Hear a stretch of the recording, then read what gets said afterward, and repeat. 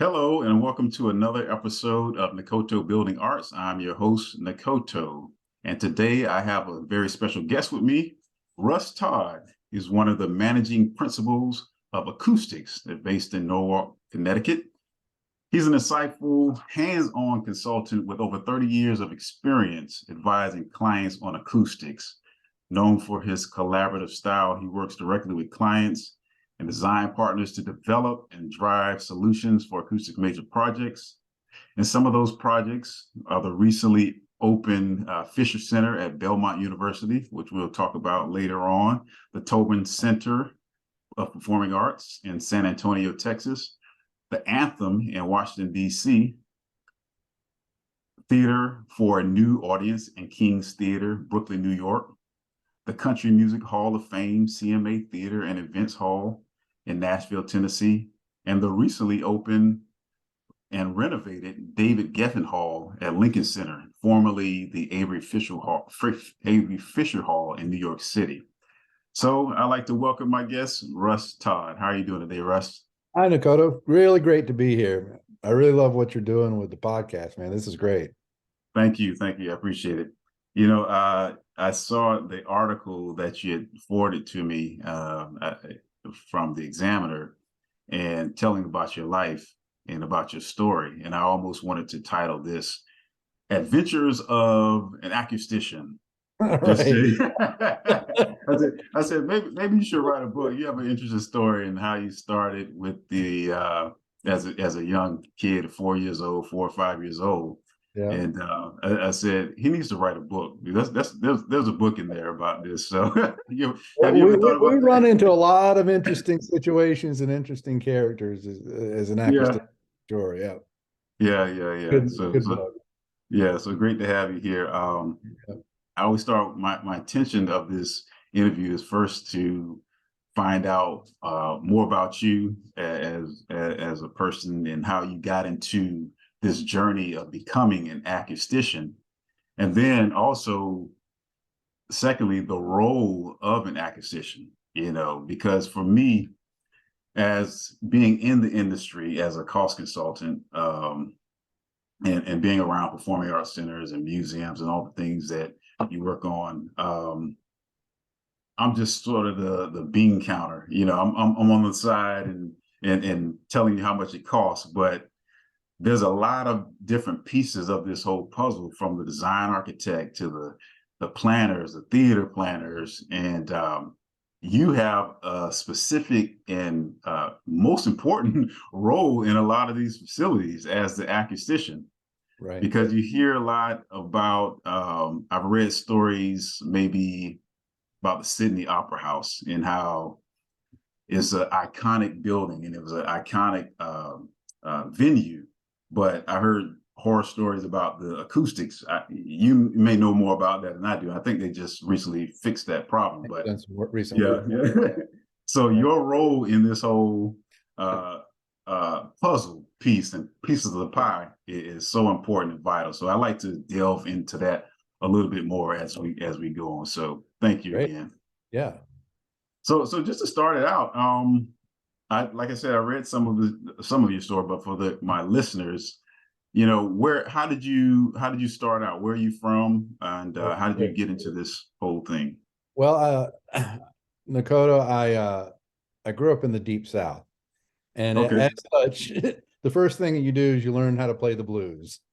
So it's in the water down there, right? You just start with that, and then you evolve to jazz. I played in a rock band, and really early on had a real passion for music, based on that. At the same time, I was very interested as a young man in physics and science, and went on to get a degree at Georgia Tech in electrical engineering, at which time I took classes in audio and acoustics, really more just because it was a real passion and interest. Had no idea that there was a field that you could earn your living in what we do today, and kind of worked into this over the years.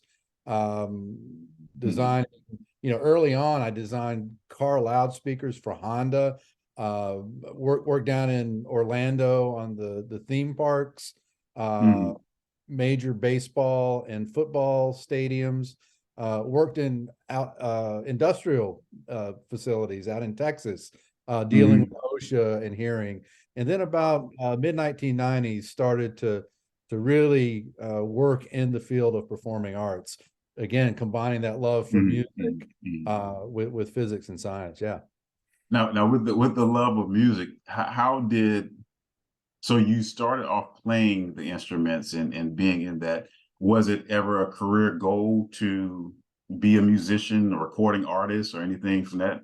That was my other life. Okay, okay, I was either going to take that path or this path, and so okay. I spent a lot of time in New Orleans early on, and I think if I had taken the musician's path, I probably would have stayed in New Orleans. But Ah, yeah, yeah, yeah, yeah, so, definitely, definitely. Yeah. but I have a deep love, a deep love for it, and it's interesting you say that because uh and you mentioned early on, what is an acoustician?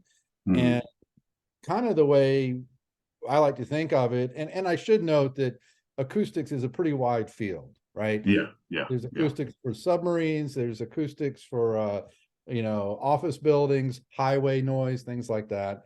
But in the very specific area that we work, which is architectural acoustics for performing arts, uh, I I think of us more like not the guitarist or the violinist, but Mhm, the violin maker or the luthier, mhm. right? So Yeah, and so by being able to play the instrument, yeah. to play some instruments, I have a kind of a fundamental understanding. I can never stand on one of these stages and play Mhm, professional like folks do, that we see, Bela Fleck and Vince Gill and Joshua Bell. It's your mind is blown every time you see them. But what we do try to do as an acoustician is create the space, which is basically the instrument for the entire orchestra. So a mhm, violinist is creating a violin for a specific player, a luthier for a guitarist. mhm, They're thinking about the shape of the instrument. They're thinking about the materiality of that instrument. And then mhm, the musician takes that and creates the beautiful sound from that. mhm, Well, we do the same thing. So we're thinking about the shape of the space. We're thinking mhm, about the materiality of the space, and then we adjust that to and refine it to create the best acoustic response. Again, just like a violin. Now, of course, you go electric and you plug it in, right. then we got the feedback we got to think about. Yeah, yeah, It's the yeah, same. yeah, yeah. So when we think about a concert hall and acoustics for an orchestra, the natural acoustics, it's a totally different thing than when we go electric. So Yeah, so yeah, it's yeah, it's all related. Yeah. yeah, yeah. Just to go back, because I want to dive more into that too, but to go back on, in reading the story about, I guess, the thing that sparked your love for the acoustics or interest in it, it was something about you were doing a performance with your school, and then the sound Oh, engineer unplugged the sound. yeah, no, no, So, yeah, no, it wasn't us actually. oh, We probably should have been unplugged, but oh, we were pretty good. We won a competition, a jazz competition, okay. and the beautiful part about that is that evening we got to go on and perform right before the Count Basie Orchestra, Oh, wow. the legendary Count Basie Yeah. Orchestra. Gee. And I think the story you're referring to is that during the Count Basie set, uh, the sound engineer, bless his heart, had some trouble with feedback and those kind of things. And Count Basie's not stopping. They're Yeah. moving ahead with it. And he ends up, he shuts down the system. Well, as soon as he did that, the acoustic of the orchestra came into this grand reality. It Mm, just locked together. The sound of the orchestra that you would naturally hear versus kind of that mic'd, amplified, two loudspeaker sound. And the engineer, once he kind of worked through things, he turned the system back on. Well, the crowd booed, and he shut it off, and we listened to the rest of the performance naturally, with natural acoustics. Okay. And you're absolutely right. And that was kind of my first, wow, what's going on here? This is really cool. You know, and yeah, so that's that story. Yeah, that's interesting. It's, you know, thinking of what you do as an acoustician and the pathway, it almost seemed like there's no real pathway per se to get to what you're doing. I guess everyone has their own walk in life. But before that, you mentioned that you were doing some work at Universal Studios too, Yes. and just hearing that the what's the name of the Island of Adventure? Islands of Adventure. Yeah, the theme park down there. When I was, because I live in Tampa, Florida, and I was working for a construction company back in the day and fresh out of college. And that was one of the first projects that I did some estimating on. Yeah, so I remember so we go way back then. Yeah. Yeah, that's way back. Yeah. So yeah, but yeah, so there's no real pathway to get into being an acoustician. It's just something that I guess you pick up. There's some really great programs at RPI. Okay. You know, there's some schools now. Hartford has a great acoustics degree. Kansas for a while, I think they're still active.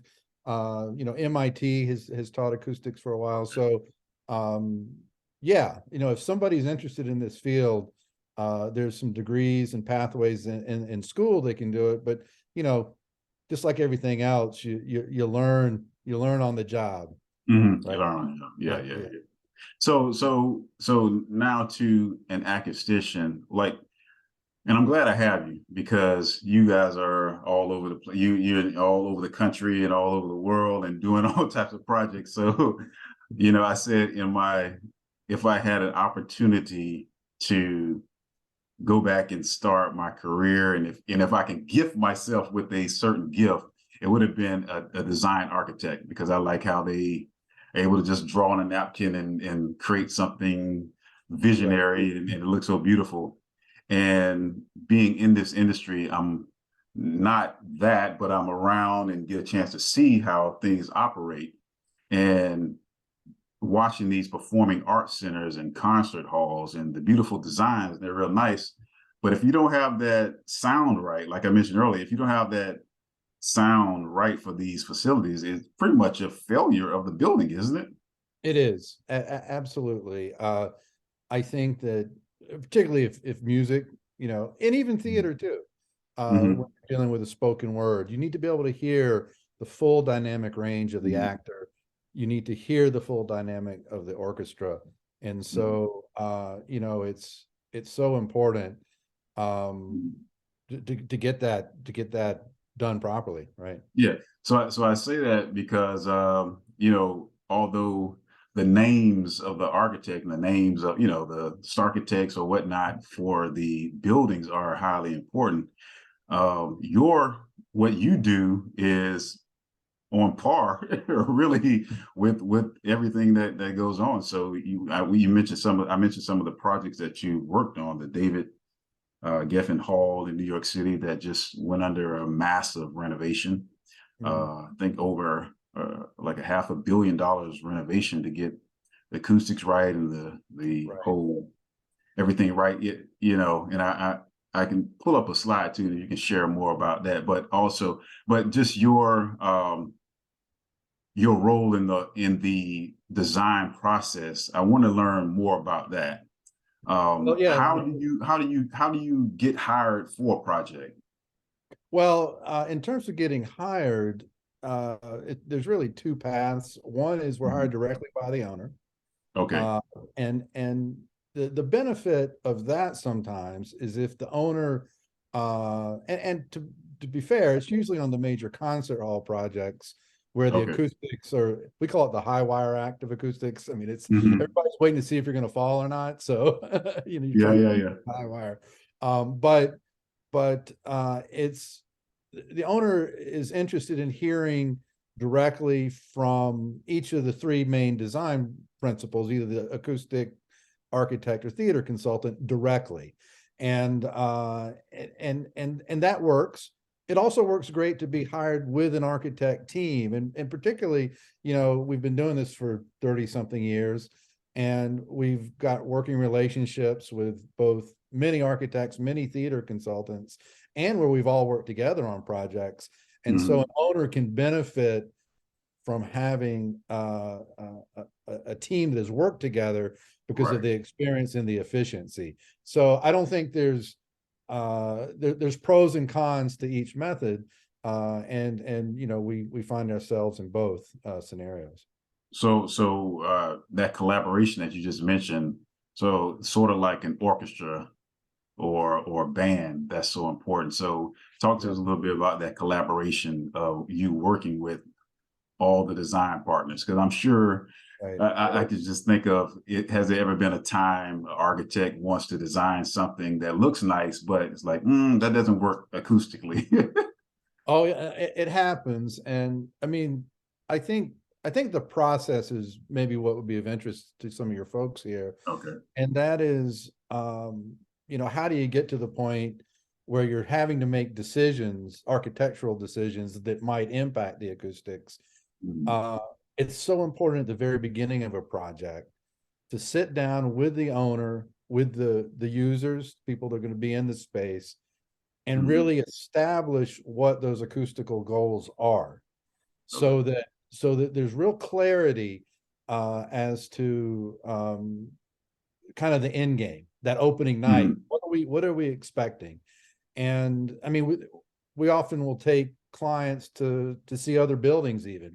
We Mhm. toured the great concert halls of Europe together with the clients. That's all about trying to get on the same page, define the expectations, define the goals. And then once we've done that, as we work through the design process, we can benchmark or put up against any decision that's being made. Mhm. Say, does that work for, neutral, or against that acoustic design goal? And so there's a real clarity in that decision-making process. And it kind of avoids that thing where there might be something thrown out there that totally doesn't work acoustically. Mhm. And you say, well, that's not what we set out to do in the beginning. Now, at the same time, I strongly believe that, great venues have to hit on all cylinders. Mhm. It has to be inspiring architecture. When you walk into the building, the architecture has to inspire you. You have to feel like you're Mhm. in a special place. You've left your day-to-day life. You've walked through this beautiful lobby, which is, by the way, a decompression zone, right? So Mhm. you're leaving the craziness of the city. You're Right. coming in, you're decompressing. That's why acoustic control in a lobby, so that you can have a conversation comfortably. Mhm. It's gathering space before the performance. Uh, then you go into the hall, and you're now in an inspiring place. You're ready to experience something special. Well, that's a lot of architecture that's doing that. Uh, Mhm. then at the same time, you got to be able to see properly. So sight Mhm. lines, Yeah. the lighting, all the things that our design partners do, all that has to get balanced along with the acoustic goals. There's and occasionally there's conflict. And so Mhm. we have to work through and find that balance. But if we've done our homework and work at the very beginning to establish the goal with the client and the owner and the Mhm. team, we're all rowing in the same direction. We're not rowing Yeah. against each other. And that's how it really works. Yeah. As you're talking, I was thinking of a documentary I watched. It was telling the story of the Meyerson in Dallas, and I.M. Pei, the architect, the late great architect I.M. Pei, and the late great Russ Johnson, I Russ believe. Johnson, Artec, Russ yeah. Johnson, yeah, of yeah. So and hearing about some of the conflicts that they were having, balancing what Russ Johnson won and what Pay won, and I believe the leader, the president, Meyerson, I can't remember his name off the top of my head, but he was getting ready to say, "I'm going to fire both of you if you don't get it right." You know, so Lock you in a room and figure it out. yeah. Right? Right. So, have Right. there ever been occasion where there's a tug of war there, or has it always been, okay, we'll work through and see? Oh, there's a daily, we call it the three-legged stool, where you've Mhm. got the architect, theater consultant, and acoustician, and you're constantly pushing and pulling to support the stool, right? So And yeah. so there's that ongoing constant, but it's never gotten to a point where we just throw up our hands, and Okay. because there's many different ways to do things. I think that's what's so important. And I think we're going to talk in a minute. You want to talk about a couple of the projects you mentioned, Yeah. but there's many different ways to achieve the acoustics that give flexibility to the architecture, right? Mhm. So I think if we can bring that to the table, it then frees up and opens up the design opportunities so that we can explore different paths, right? Mhm. If you come into a design saying there's only one way to do it, and Mhm. Mhm. then that is in conflict with some other thought, you're done. So you have to Mhm. come into the design process saying there's many different ways we can go about this. Yeah. Yeah, that makes sense. Yeah, I like to get into a couple of projects that you worked on. I was reading in that article how you mentioned the Belmont University Fisher Center for the Performing Arts, and there's a quote in there that says it's a multi-form or multi-use hall, and it's an evolution of all the multi-use hall concepts. So I wanted to bring up that photo and have you speak to it from your perspective. Let me share screen here.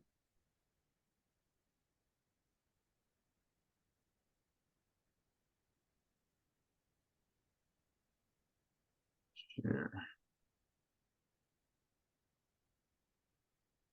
Well, this is a skirming hornet, and there we go.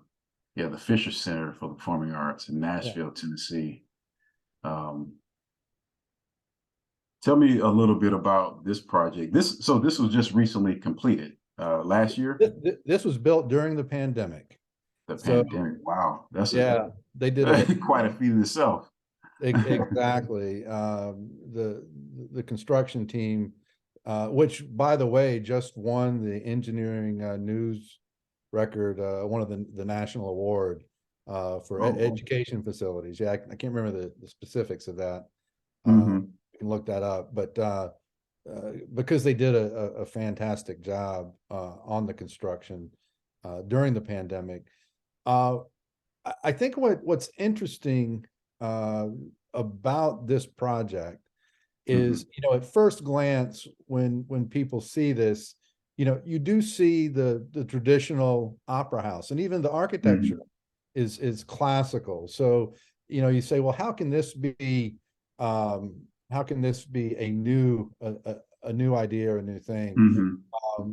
I think what's so important to understand is kind of the history of the multi-use hall, and really trying to find that perfect balance between natural orchestral acoustics, opera, and the Hmm.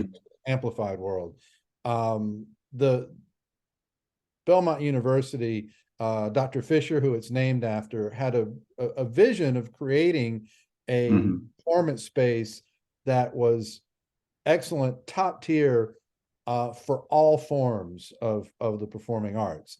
And so, and also being in Nashville, just that seriousness or great interest in the amplified side of the world, uh, Hmm. that that we really had to make sure that the room could do that. And one of the challenges that has been in a multi-use hall of this form, where we're trying to create kind of that opera house feel, is the ceiling of the space.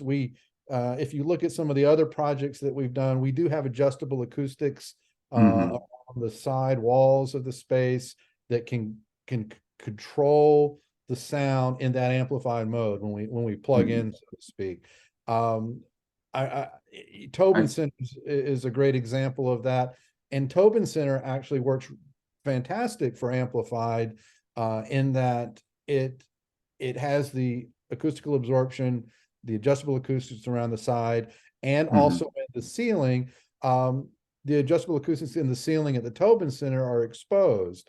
Uh, Mm-hmm. so what the interest here was, well, how can we make the adjustable acoustics work in the ceiling of this space, but at the same time have a beautiful opera dome? Mm-hmm. And that's what's accomplished here. So the hall works fantastic for orchestral events, Mm-hmm. but we've addressed what it's interesting. I was talking to one of the touring sound engineers. I think it was Leonard Skinner. I can't remember at the time. Mm-hmm. And he was saying, man, every venue we go into that doesn't have a treatment in the ceiling, we're always fighting the sound, even if it's controlled elsewhere. So we made that a real priority. And so what you see here is this beautiful dome ceiling. We can Mm-hmm. change the acoustic to fully amplified, and it really works. There have been several country music television has done several performances and recorded there. The Belmont Christmas at Belmont occurs there now, which is nationally televised. Mm-hmm. And I think that's something that in the industry, any concert hall or multi-use hall that we're designing today has to be Mm-hmm. equally as good for amplified acoustics. And we did Mm-hmm. something similar there at David Geffen Hall. So I think Yeah. that's the big point. Yeah. Hearing you say that, so just for the people that, we're in the industry and we hear multi-use and, the different performance halls, could you sort of explain the difference between a multi-use and a single purpose use Sure. hall? Mm-hmm. So your dedicated concert hall for an orchestra does not have a fly tower. Mm-hmm. So you're not presenting Broadway, nor are you flying in set pieces in a traditional concert hall.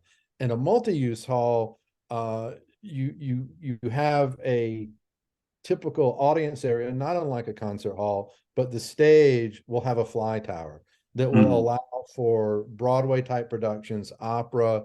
Often there's an orchestra pit that will allow for a full opera pit orchestra. At Belmont, the Nashville Opera presented Das Rheingold Mm-hmm. right out the bat. That kind of activity can occur in a multi-use hall. And then from an acoustic point of view, when you're dealing with an orchestra, you need a very long reverberation time. Mm-hmm. You need about 1.8 to 2 seconds. And what that does is that helps to blend the sound of the orchestra. For opera, slightly less, maybe 1.8 seconds.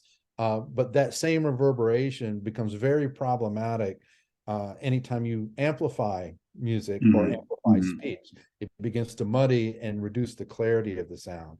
So, Like the and band, so you have to unplug. Back that's right. your old story.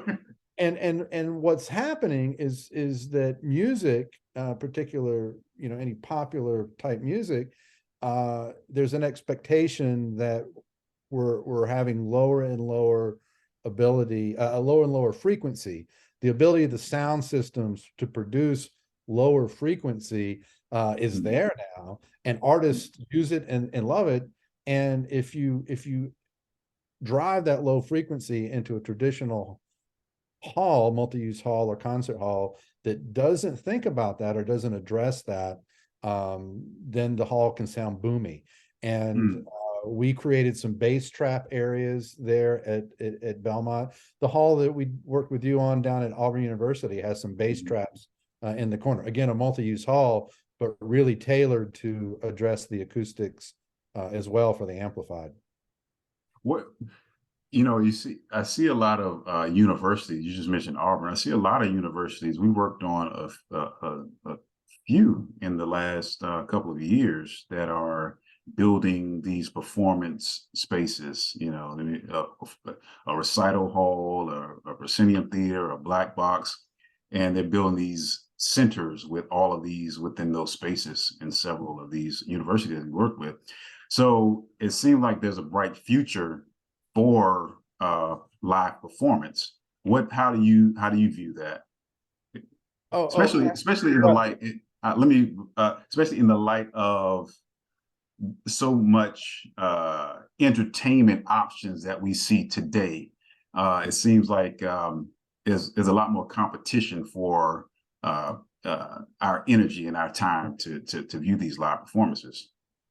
Well, I think we had 2 years of staring at the TV screen. Right.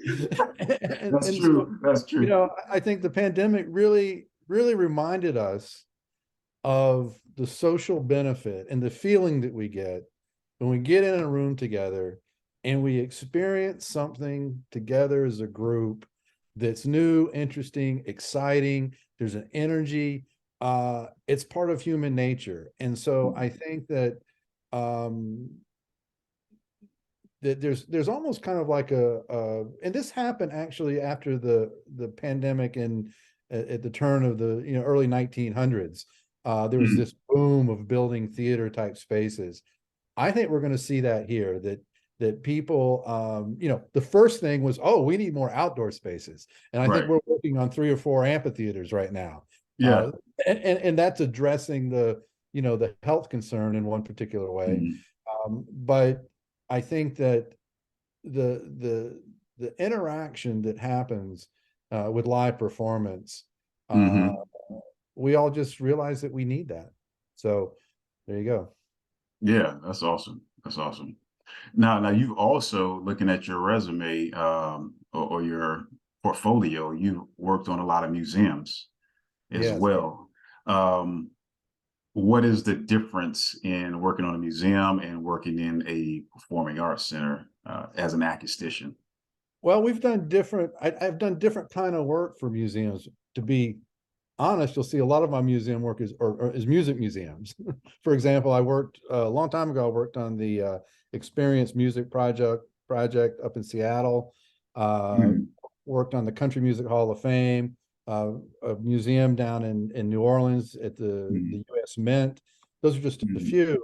But in the world of like the Country Music Hall of Fame, we designed the CMA Theater, which is where they host the induction of the artist into the Country Music Hall of Fame.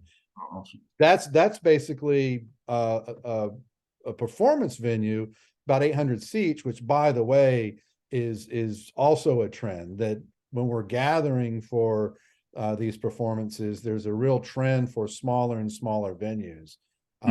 There's actually an article in the New York Times last week talking about that. And when we say smaller, it's always relative. So from stadiums and arenas to 4,000 to 6,000 seats, I think is the intent of the New York Times article. But even in the world of concert halls, instead of building a 2,700 seat or 2,800 seat, let's build a 2,000, 1,800 seat concert hall. We have more impact for the acoustics, and we have more intimacy. So the Country Music Hall of Fame room is exactly that. It's a very intimate 800 seat theater.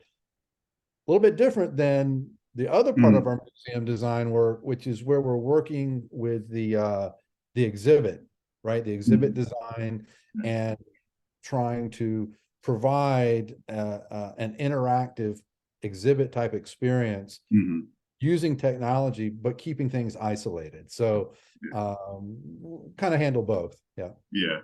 I guess you talk about the intimacy and in the rooms, but I assume for the people that own the facilities, is kind of, do I build a smaller room for the intimacy, or in the gathering of the people, or do I build a larger and make more money? So is it a tug of war between the Well, money and well, the? here's the big point about that, and the big point is people have you mentioned it earlier. People have the option to Mhm. put in their headphones or go watch Right. a movie, right? Mhm. And in that situation, they're in a high impact environment, sonically and visually. Mhm. It's right there. So what's going to draw them to leave the living room, go Yeah. to the venue? Well, that experience has to have impact. Mhm. And in the world of orchestras, it has to be loud, it has to be strong. In the world of amplified music, it has to be not only loud but clear and articulate and not distorted and not, we've all been to Mhm. the arena concert where it's so boomy and you don't have a good acoustic experience. You don't Mhm. really want to come back. So if I can build a room that it might be a little bit smaller, but Mhm. people want to come, and maybe you have a show one night, then you have a show the second night, and sell that out too, Mhm. versus a bad experience that people don't really want to come back to. I think Yeah. that's that, and it's not that you're building a tiny room and a large room, but it's finding that balance. What is that right Mhm. balance? And I think our clients, designers, we're we're starting to hit that nail, hit the nail on the head, so to speak, Mhm. Mhm. because a lot of these rooms have been successful. Our work and other work of recent too. Mhm. Okay. Let me stop sharing here. Yeah. So, yeah, just one or two more questions here. That's I wouldn't hold you long. So, but, so what's next for you? What's next for you in the world Well, of acousticians? you mentioned academics, right? Mhm. The one really exciting venue that I'm working on right now is at the Frost School of Music down at the Mm. University of Miami. Oh. Yeah, it's in construction, and it's a recital hall, a 250 seat recital hall, I believe.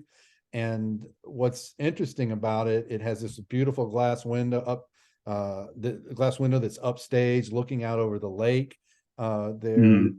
at the Oh, that's university. nice. Yeah, that's really Yeah, nice.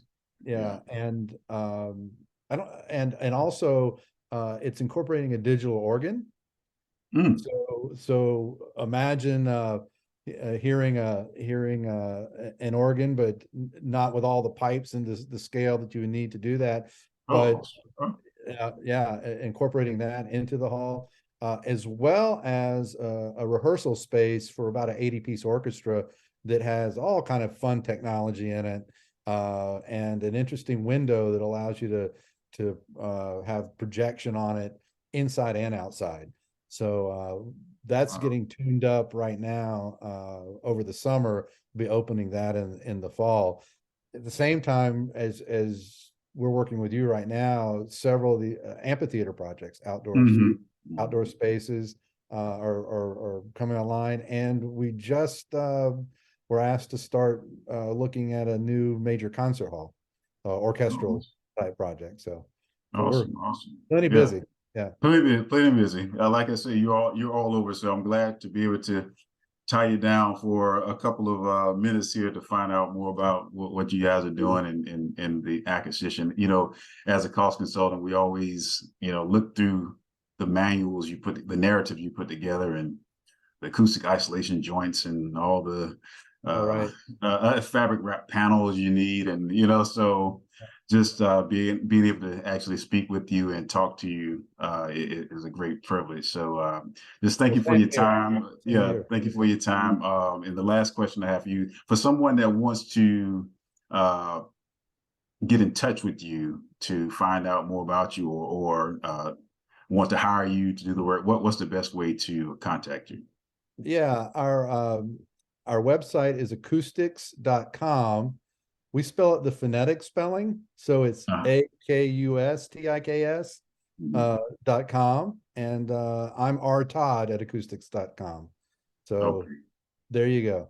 And I'll make sure I put that down in the description. So if anybody want to get in contact with you. So Yeah. as I said, again, thanks, Russ. Appreciate the time you spent with me, and we'll be talking to you soon.